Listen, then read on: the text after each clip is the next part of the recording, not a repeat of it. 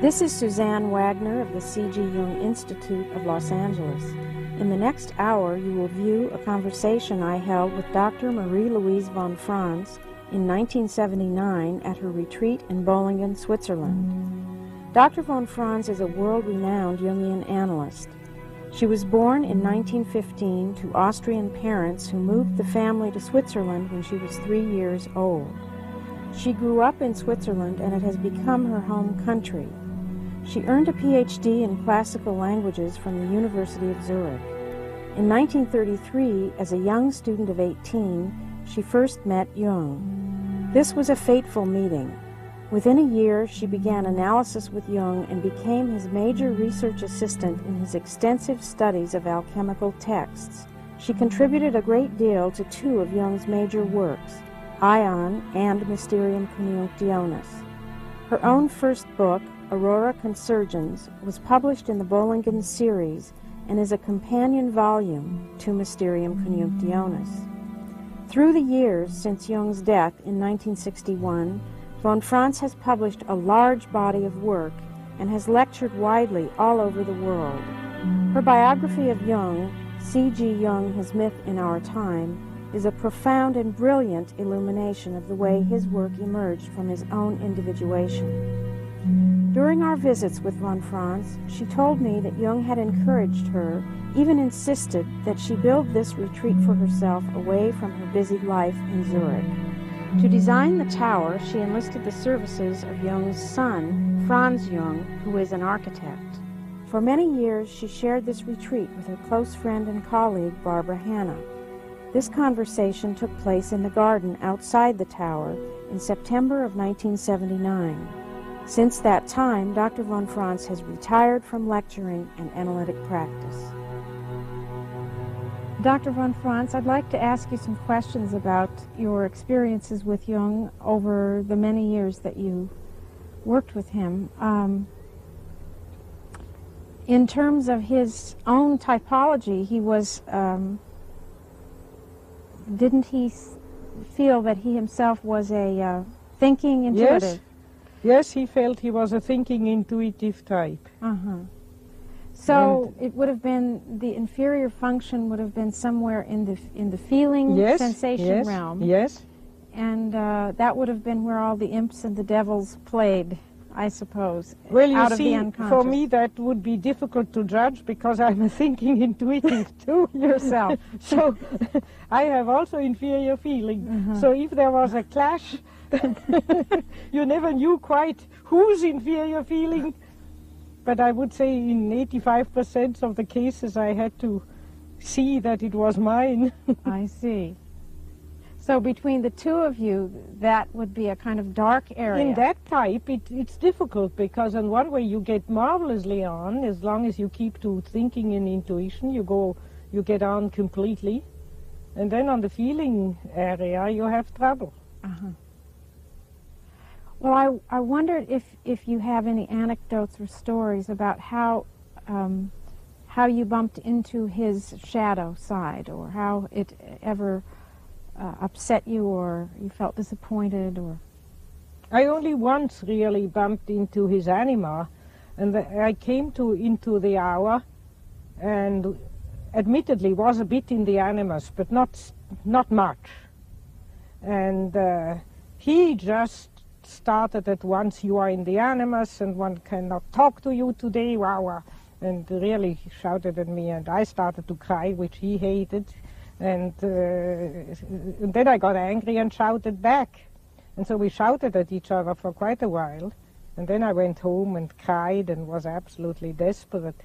And the next morning, the secretary rang up and said, "Professor Jung wants to ask you if you had a minute time to come over at 11 o'clock. And I said, naturally, and I came. And when I entered the house, he was then about 68 or 70.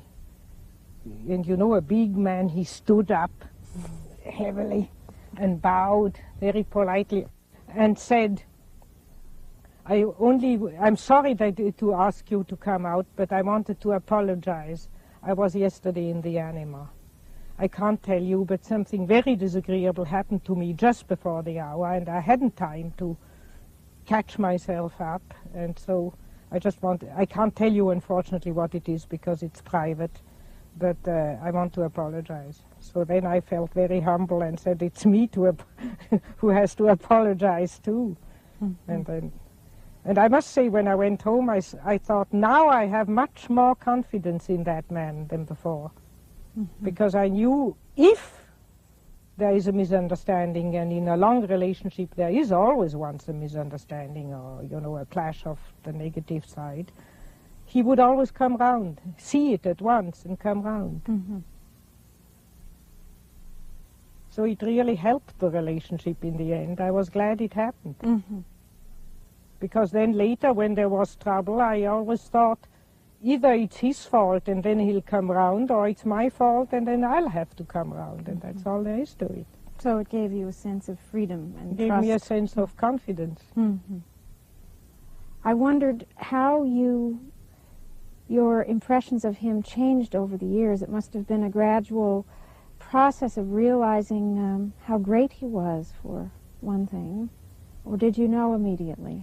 I knew immediately that he was the greatest man I'd ever met and would probably ever meet. Uh-huh. And the process was rather the reverse. I was so awed by him when, you know, being 18 and he 58 and a great man and so on, that for a long time I had difficulty to relate to him because I was too overawed. Mm-hmm. He made me speechless. I couldn't, in a way, relate to him. I felt like a frog looking up to an elephant. And didn't dare to talk even. I mean, I had great trouble to talk openly to him. Mm-hmm. He intimidated me terribly. And so I generally wrote him letters about what I thought. And when I saw him, I was just speechless. Mm-hmm. I just told him my dreams and walked off again shyly. Mm-hmm. And the development was that I slowly, through such incidents as I told you before, mm-hmm. It became more a human relationship, I mean, and a more equal relationship, and a possibility to talk openly or not to talk, or mm-hmm. not to be so overawed mm-hmm. as I was first. Did you know Emma Jung very well? Did you have much contact with her? No, I didn't know her very well. She was a great friend of Miss Hannah, and they got on very well together. Mm-hmm. We never had any difficulties, but I never came close to her, except in the last summer when she was ill and she knew she was going to die. She apparently talked to her husband, and they decided that I should finish her book. And one day when I went to the tower, he said to me, "Go over to speak to my wife." And I looked at him amazed, and he said, "Her attitude to you has changed." Mm. And then I had a very good talk with her. He had the wish that I should do it. And so that then suddenly, in this last moment before her death, made a very positive bridge. Mm-hmm. And I had an interesting dream. I was very uncertain. I naturally agreed to do it. I mean, who wouldn't in such a situation? But subjectively, I felt I can't do ordered creative work, you know. It's not my work. How can I carry out a child which somebody else has conceived? Yes. That's a transplantation. How can I do it? Mm-hmm. And I was very doubtful about it. And then I dreamt in the night. Yes, I must first tell in reality, my dog, after she had been in heat, sometimes had imagined she was going to have puppies. And then she made holes in the ground and lay in them happily, you know, with his mother feeling something for puppies. And she did that once in Jung's tower under a bench and had made a hole there, and we laughed about it. And in the dream, Mrs. Jung had a big bowl of soup, and she said, "I'm going to put that into that," and she put it in that hole which my dog made. Oh. Now you see, the soup bowl is one of the symbols of the Grail. That was the Grail. He is in one version, the Grail is a soup bowl. And so it means I hand now this soup bowl, my child, to your mother instinct.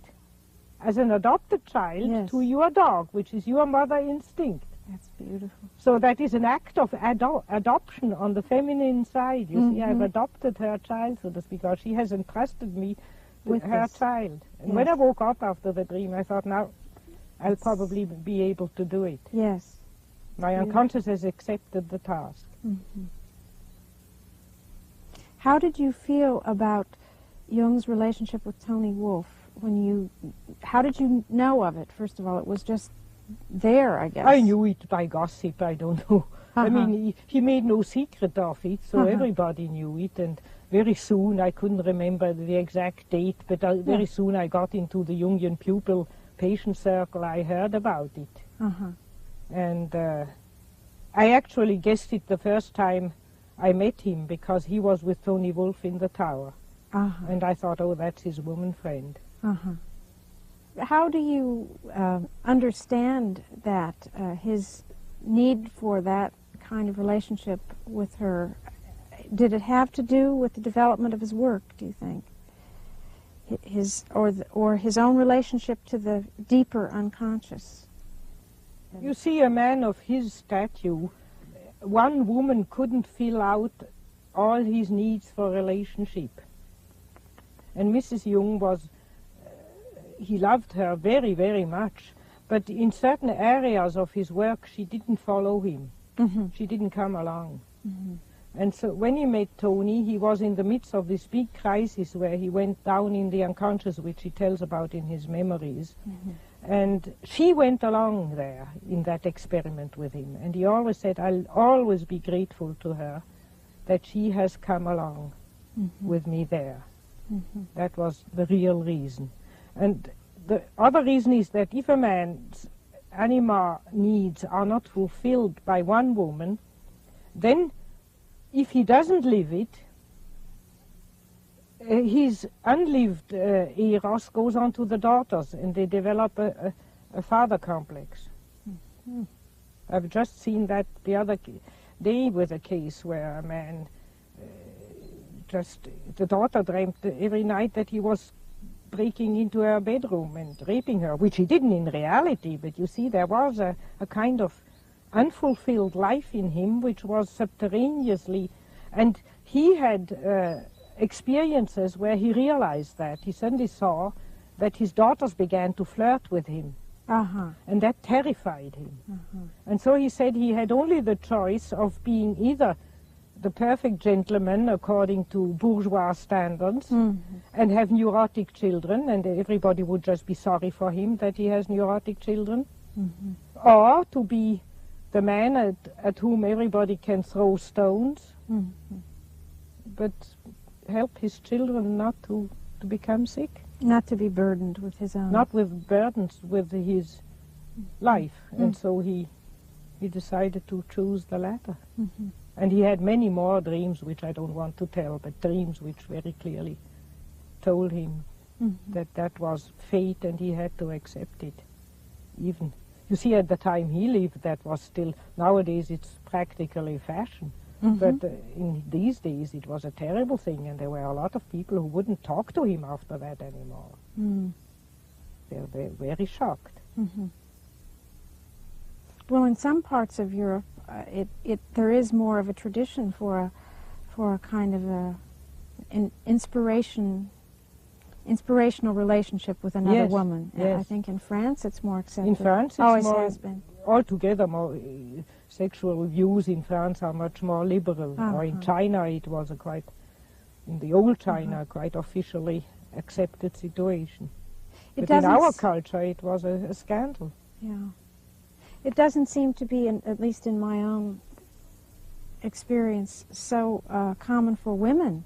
I mean, it seems that women men are more polygamous and women are in general more monogamous. That doesn't mean I have seen in my practice many women who got in that conflict too. Yes. But it's not so frequent. Do you have any thoughts about why there is that tendency in women for more monogamous? Is it? I think that's nature.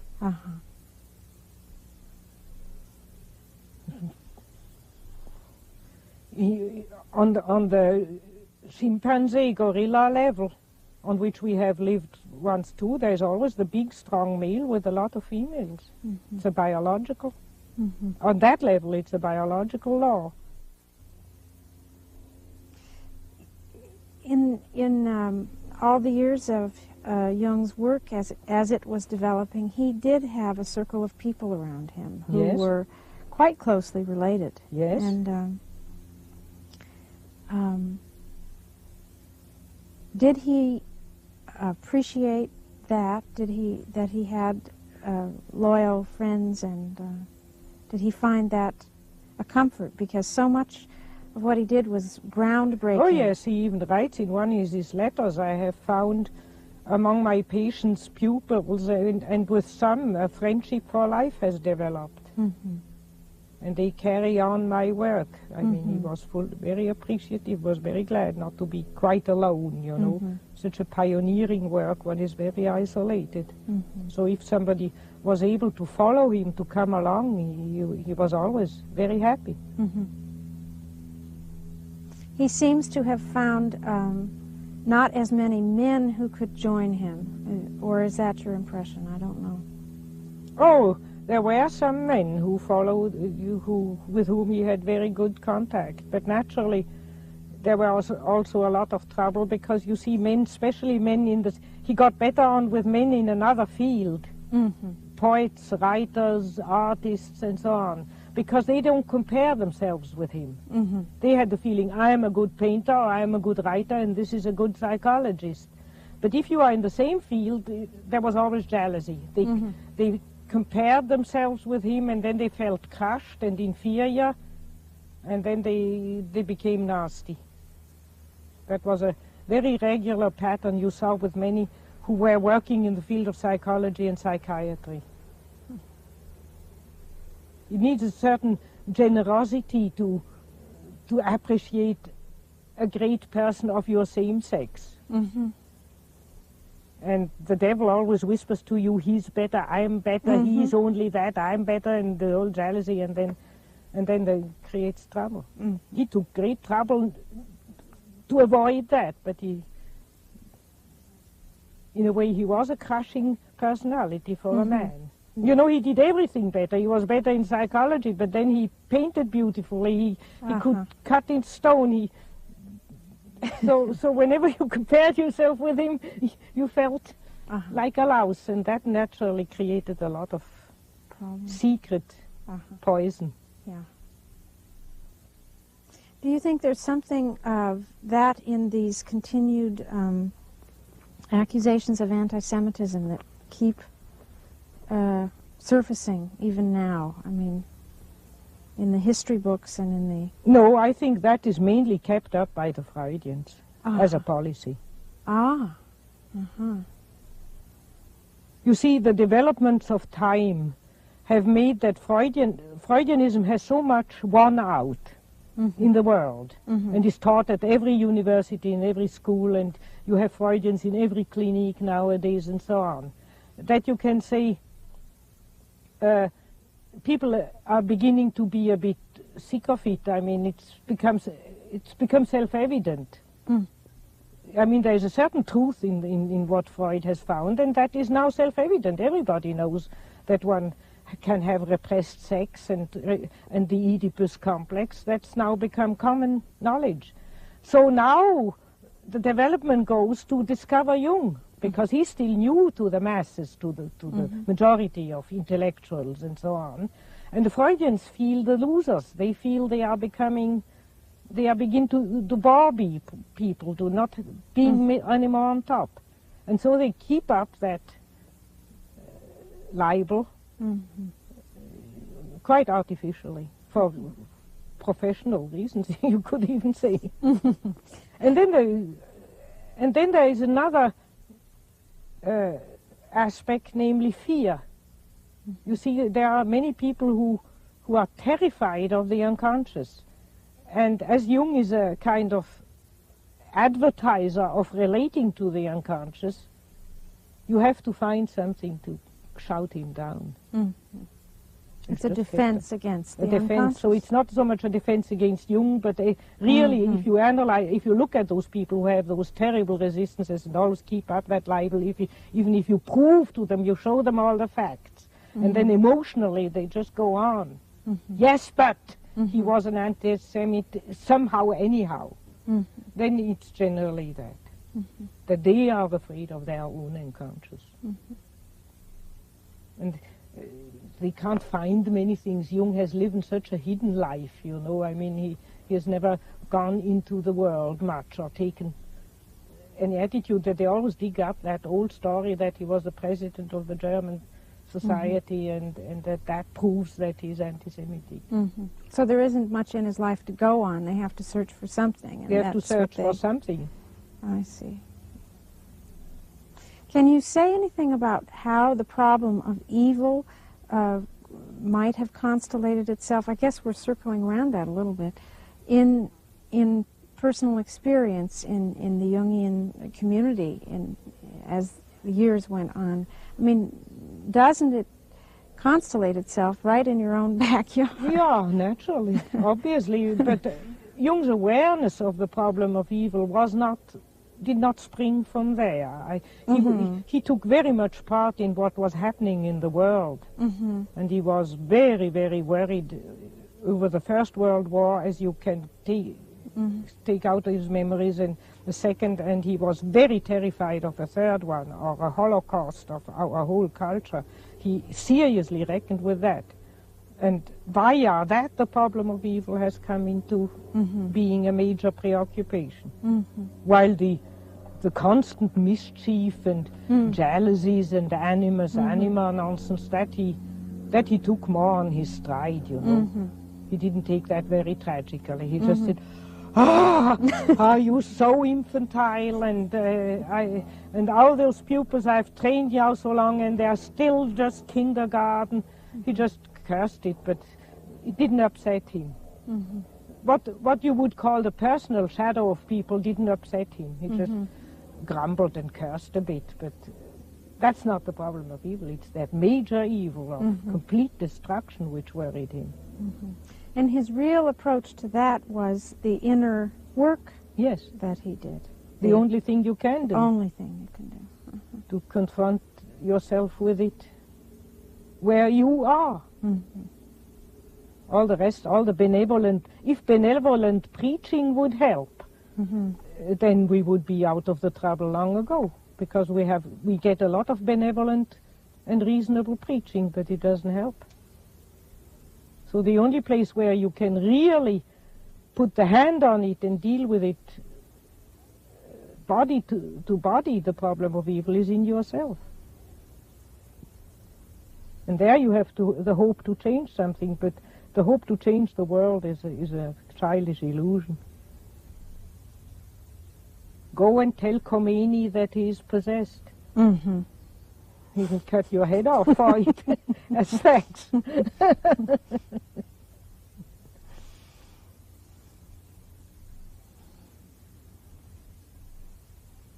Seems almost impossible that enough people in our time would be wise enough or courageous enough to choose the inner way with the problem of evil. It's so tempting to try to be heroic and act outwardly. Yes.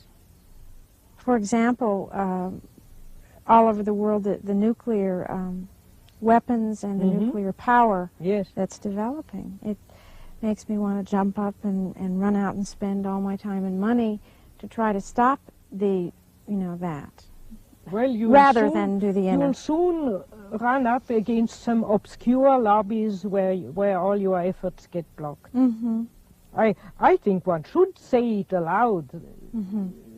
One should not be a coward. One should make demonstrations. One should go against it. But one should not waste all one's energy into it because it doesn't help.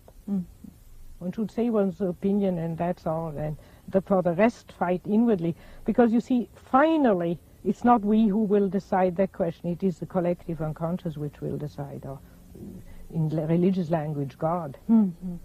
And if you work on your own problem, then you might get into analysis a politician who has influence. Mm-hmm. And then you have done more than if you had gone in the street with a transparent every day. Mm-hmm. And that you get an influential politician into your analysis or suddenly interested in Jungian psychology, you can't make. No. You can only work on yourself, and that is the unconscious. And therefore, I say, if God wants to save the world, He will call up certain people to know certain things. Mm-hmm. We can't do it. Mm-hmm. It happens always as a miracle, unexpectedly. Mm-hmm. But you can go to meet that miracle by working on yourself. Mm-hmm.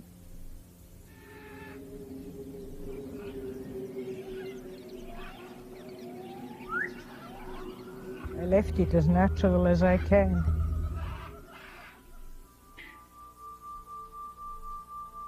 What was here when you first came? There was only a water hole as big as that. Mm-hmm. About here, just that little corner. Mm-hmm. And then I had dug that out. There's a dragonfly. Beautiful color. Mm-hmm. Do they eat from the pond?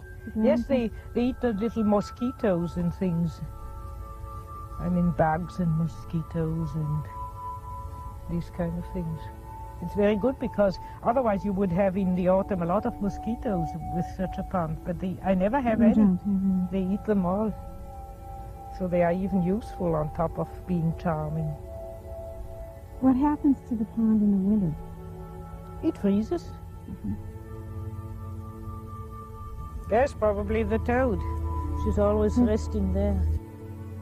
There's one. Aren't they sweet? Oh, they're beautiful. That's a toad.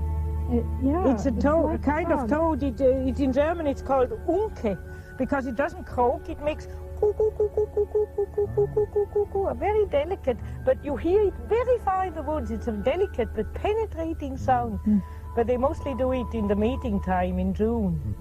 But you hear them sometimes also in the evening when they are very good mood. They make coo, coo, coo, coo, coo, coo, coo, coo, coo, coo, coo, coo. Really, they're sweet. They breathe in the air. It looks as if they put their mouth up above the water sometimes. No, they can also breathe under. Both, huh? And they can stand it under the earth. When it's very dry, they go under the earth and they survive till there's water again. Mm-hmm. They dig into the earth and they sleep till about the warm days of April. It's always exciting in spring. You wander and you are the toads there, and then at a warm day, the first toad.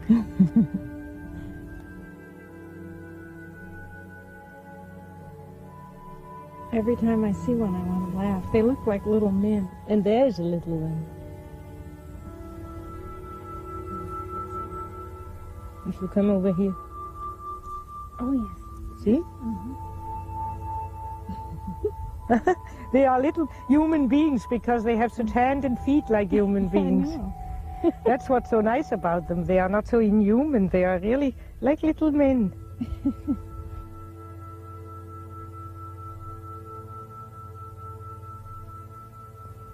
Dr. von Franz, can you explain the concept of the personal shadow and the collective shadow? Well, in practical life they merge, but the personal shadow is the personal shortcomings of things which every human being could be conscious of, which is not archetypal and therefore not a mystery. For instance, such things as greed for money or jealousy. Jealousy is one of the main aspects of the shadow, or laziness, sloppiness, unrelatedness, sentimentality and whatnot. Inferiorities which everybody has, but prefers not to know about. And because we generally strive through education and through environmental pressure to be a bit better than we actually are. Or we have our own ideals. I oughtn't to be jealous. I oughtn't to have a power complex. But you see, for instance, that in criminals, they sometimes live their inferiority, and then they have a personal shadow which is noble. They dream about noble people, and it's just reversed. They live, so to speak, their mean side, and then they have a positive shadow. And therefore, even in what is more the average truth, the inferior shadow is not really bad. It's just human, all too human. And something one could know about.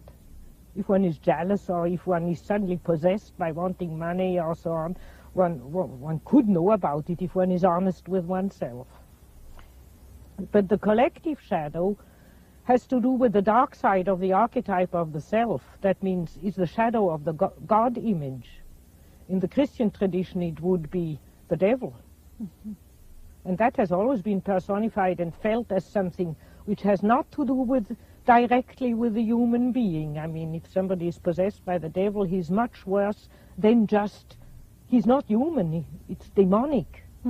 And but on the other hand, generally that merges. First you have this area of dim, dark side, and behind it lurks the other. I've, for instance, seen that when Germany went to the devil in Nazism, people fell into it through their personal shadow.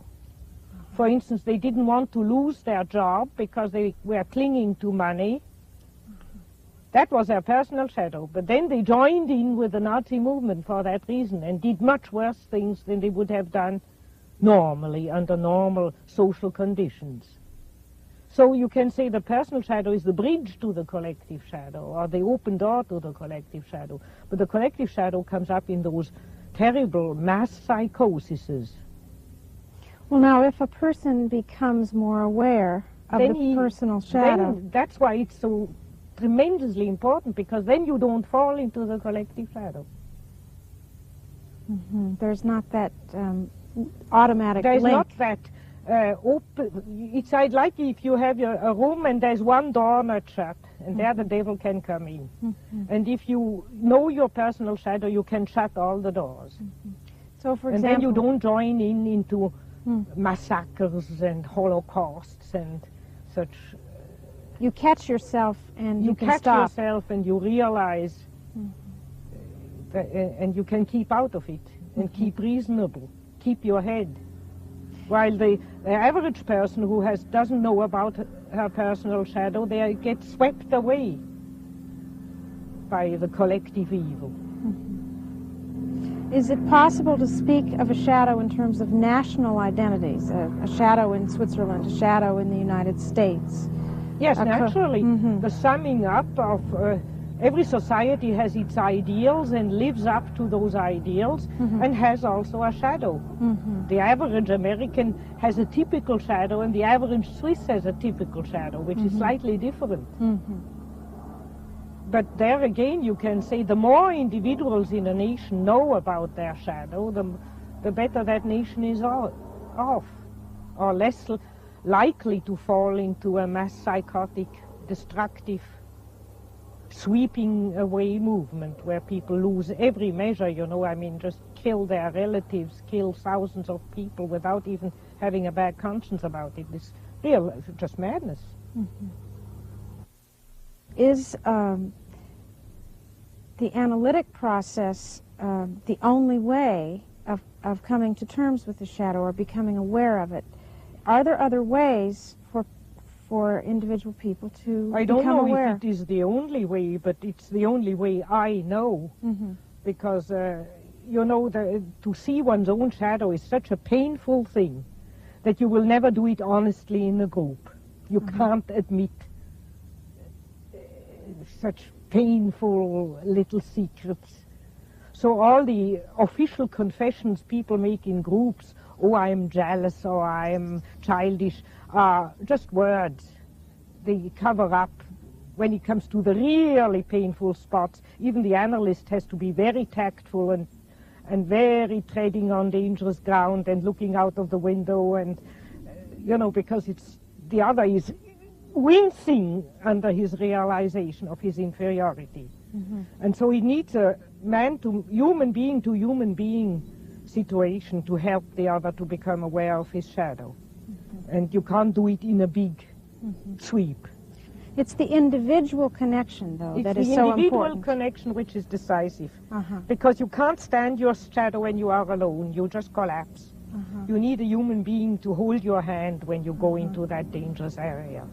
And if there's a group, you slide out, kind of. You slide out or you make general. You know, like in the Oxford groups, everybody said, I'm greedy of money, I drink too much. And they didn't mean it.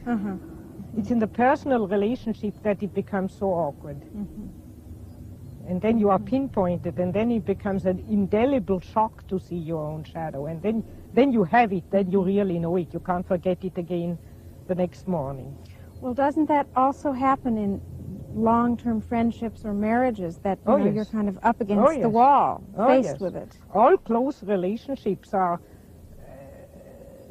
in a way, analytical relationships. It is because it simply means a relationship in which both partners try to become conscious by exchanging with each other, sharing each other's fate. There seems to be around marriage a kind of avoidance and aversion now. So divorce is so easy, and it's happening, at least in the States, that people don't stay married very long. So they in a way, are they running from the shadow, do you think? They are running either from the shadow or very often from animus and anima. That's the big complication between the sexes. If you live with somebody of the same sex, it's the shadow gets constellated. If you live with somebody of the other sex, then the bigger task comes. That's why it's the more valuable relationship, because it's also the bigger task. Because that constellates anima and animus. And as the average American nowadays doesn't know yet what that is. Whenever animus and anima clash, they run apart. It's finished. They throw it over. If they stuck it out, they would learn a lot about themselves. That doesn't mean that we are not sometimes for divorce. There are situations you better think of a divorce. There are relationships where both partners become destructive to each other, plainly destructive. And then it is better to make a final decision. But there are others where it's just a clash of animus and anima, and if they could become conscious, they could get on again.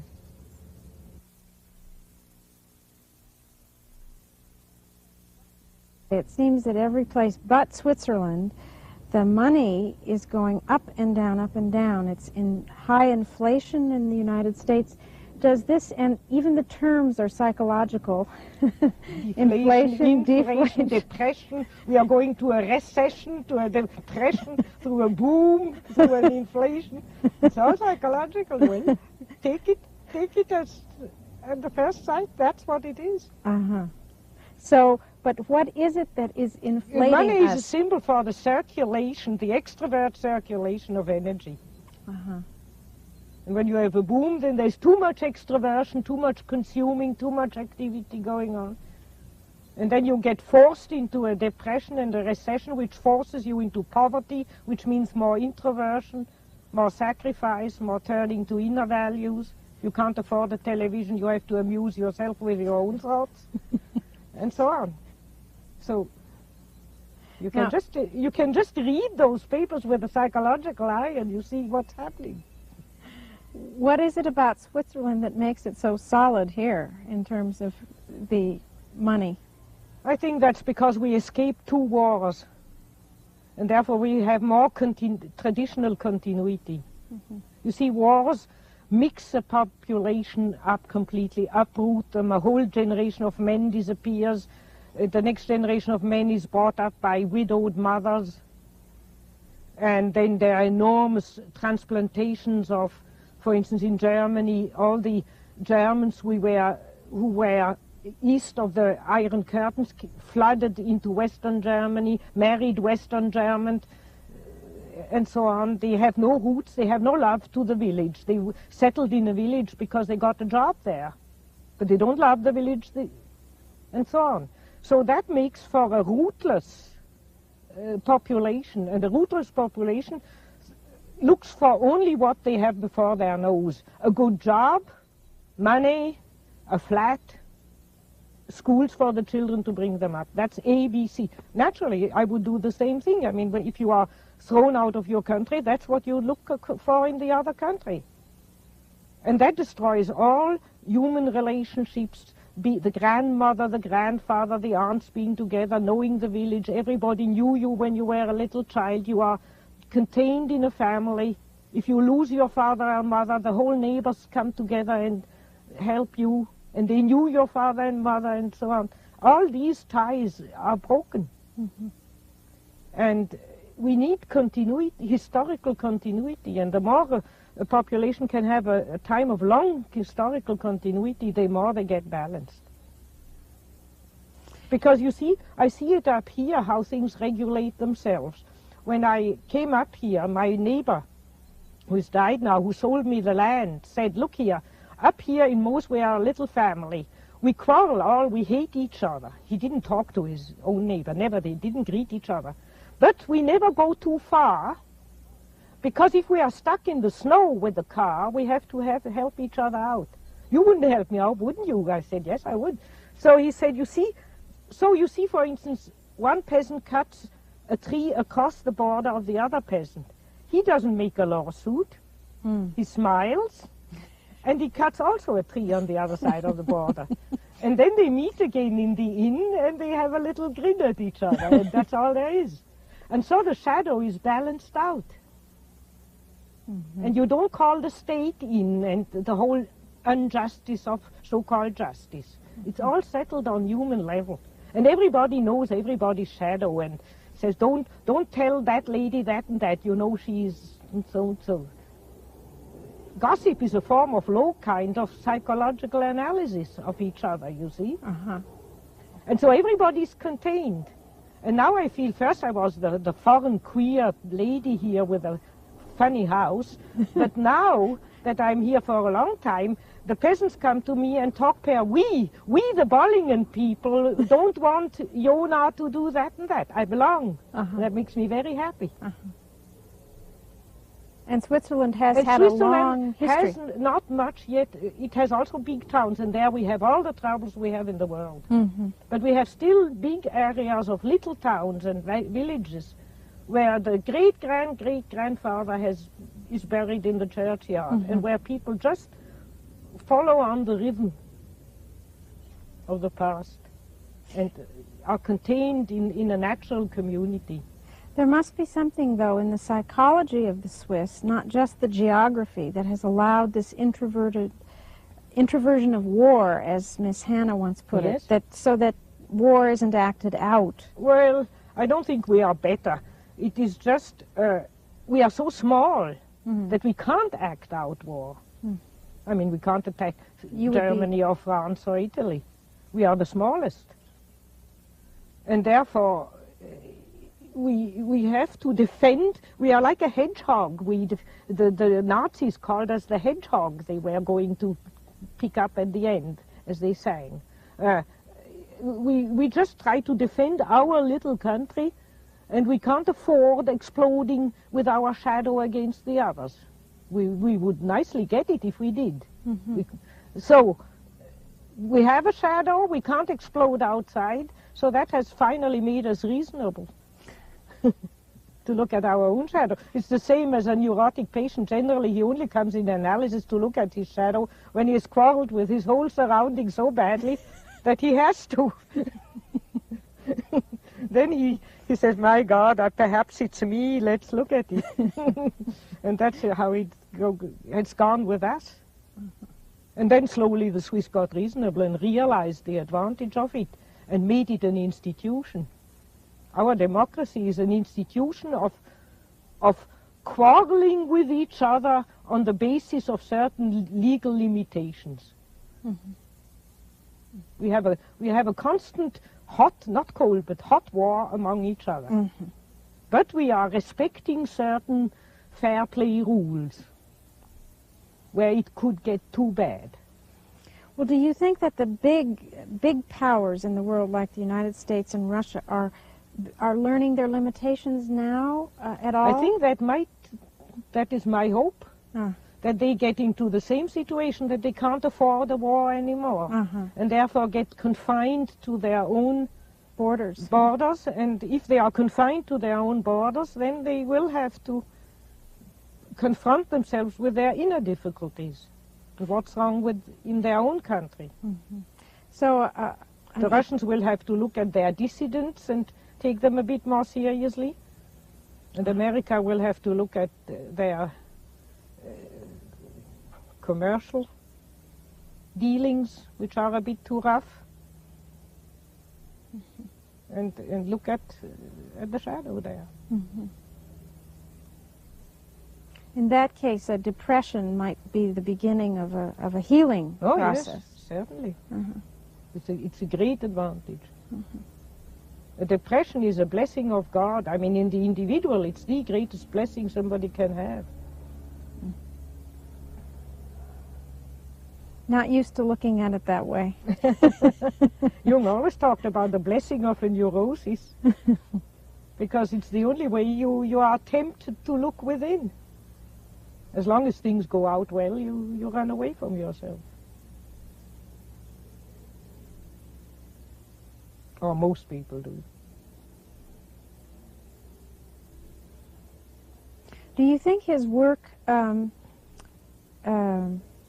have its effect without the analytic process? There is the idea floating around that analysis is a form that might end. It's something that grew up in the 19th, 20th century, and it might not go on as a way of doing things. The analytic process itself. I don't believe that. I think if one takes the analytic process as certain young pupils take it, as a whole technique and an encounter with certain payment regulations and all these technicalities, transference, counter-transference, that's all nonsense, but that was never what Jung meant. For Jung, analysis was a spontaneous encounter of two human beings, and I think that will always happen. Because you look in the Far East, the real wisdom has always been transmitted from master to pupil. That means always from human being to single human being. It's the only way to really transmit something. But there's usually a container of some kind, a form that holds you together. I think that will just vary. Uh-huh. It will just be different.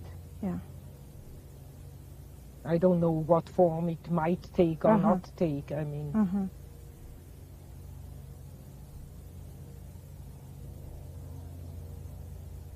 And then certainly many of the ideas Jung expressed are what one would call in the air, and people find them independently of, without knowing Jung or reading Jung. They, by looking into themselves, come to the same conclusions. So to my idea, there are thousands of Jungians in the whole world who have never heard the word Jung, but to me they are Jungians, because they are based on the same experience and the same inner truth. They give it different names, and that doesn't matter. You can't really say that Jung's work represents just science, or science in the old sense, or that it's not a religion, and yet what is it itself, the work that he did? Doesn't it somewhere live on the border between those two? It's certainly beyond science, if you take science in the sense of the 19th century. It's not a hard science. It's partly a hard science. I mean, the doctrine, let's call it, or the hypothesis of the archetype and these things, you can really prove with hard science. With hard research. With hard research, and you can put it under everybody's nose, and you can make experiments with it and so on. So there is a bit of hard science in it. Then there is an art, because analysis is an art, is a skill.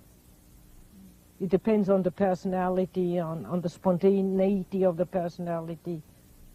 I would say that's much more something artistic or generally human.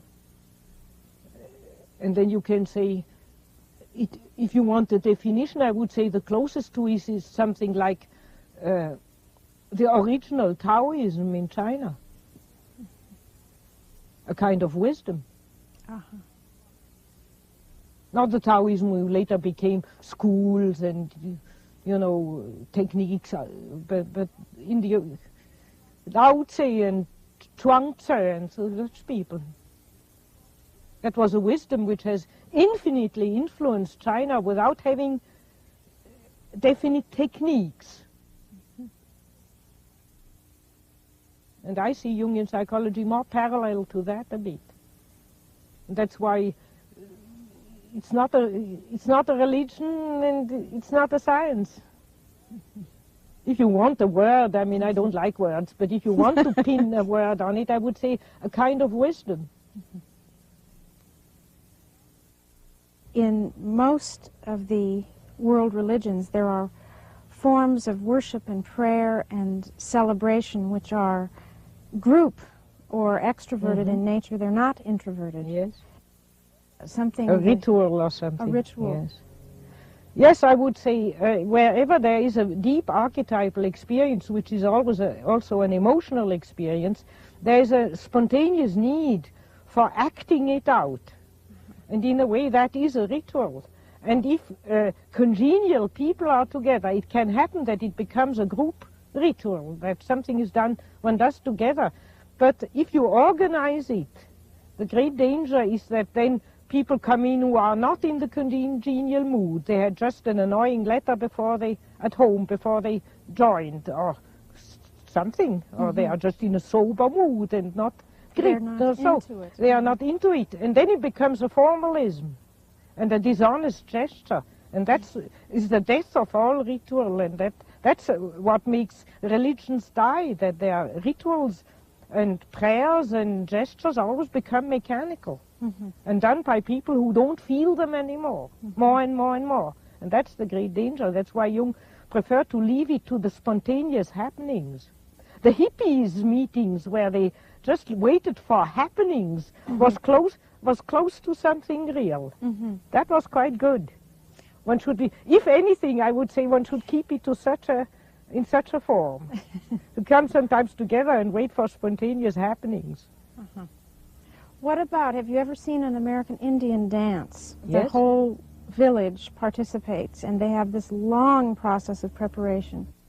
As a way, I think, maybe of bringing each person into it. Yes, I haven't been there, but I've read quite a lot about it, and my impression is that that is really genuine. That's not a formalism. That's a genuine and living expression of an archetype.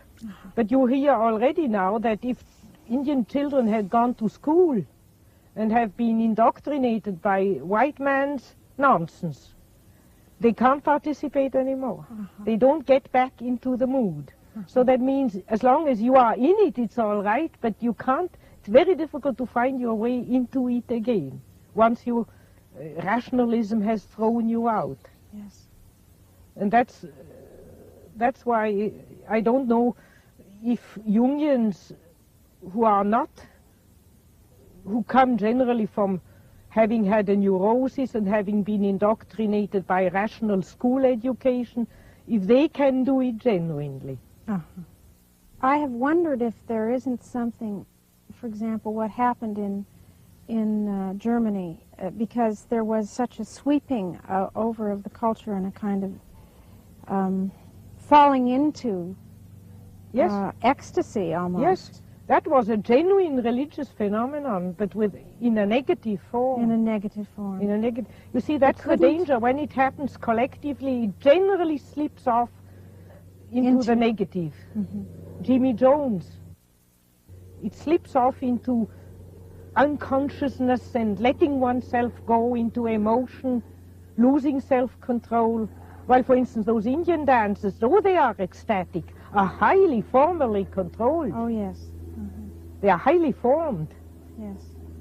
And not just letting out one's emotions and falling into them.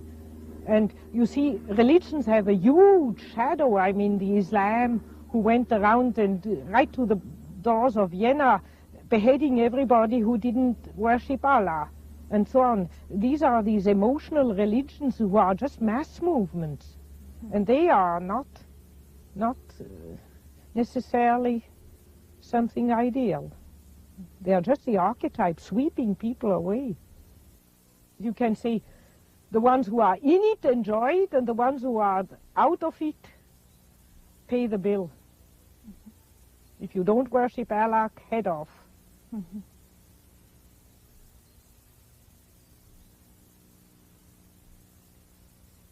I remember reading about Max Zeller's dream that he was, in working with the inner life, he was building on a temple that would take hundreds of years to be built, and Jung called him back after an hour to speak about this dream. And he said, you know how long it will take for the temple? 600 years. Well, that image is quite a powerful one, as if all this individual work is building a temple. Yes, I think that's what I meant when I said before there are thousands of Jungians who have never heard the name Jung. All the people who are honestly working on their own inner problem in their own way are builders of a new temple, and it takes 600 years because that means it takes as long till we are fully in the Aquarian age. And then it will probably come out what was building itself up. But one must not want it with one's mind or head, or want to organize it. One must let that happen. That's a dream which would compensate feeling a bit lonely, feeling a bit an outsider. And the unconscious says to him, no, no, do your own job and you are one of the builders. Hermes Trismegistus said in one active imagination to an alchemist, I am the friend of whoever is lonely. The unconscious doesn't speak to you when you are with people. Your attention goes to the people. Well, when you are lonely, I've lived in this tower sometimes 3 weeks alone without speaking to one word to anybody. And I sometimes thought I was going off my head. But the unconscious became alive. It was my partner. And that's why you have to be lonely, so that the unconscious becomes stronger. It's like loading up the unconscious, and then it manifests. And then you are not lonely anymore. So we have to support the unconscious. It's not enough to just have it. We have to actively turn towards it and support it so that it then helps us.